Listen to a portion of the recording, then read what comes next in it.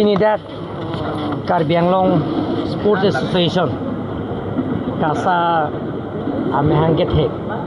aprange Mikil Hills Sports Association bi amen anlo laso phi bangke Karbi Anglong Sports Association lo lasi bangbong pen indeng trok narke panak lengelo lasi aprang pen non laso kace pre kace large na kumat heklong lo Karbi Anglong Sports Association lapen Karbi Anglong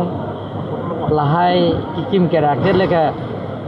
kace lar kali kapathu huta ahota chalo football Karbi Anglong morning start ke la na to chin lo ye ai liga long tame ke hai dun ke long nu na lo duran ka long tame alang litum chopate dun long chuning tahang long pining ta long lo isiang mong ben ke banai events lo laki ku British hotel si la so football ke almi tum sigipi la so event long tame litum football ra chopate dun long badminton bang ke all assam long ke litum open long tame la pen ke under 19 long puno lahai tame litum cepiton chopate dun hai dun mom la pen far tame akapre event boxing wrestling football volleyball lahai tame table tennis lawn tennis basketball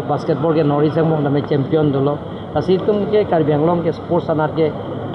acar so nang celar bang bom non bang cricket ki asal sang trebi la cricket ta ni tum bi bon modai cricket mission stadium ki bi bon je fan ni ki je than mong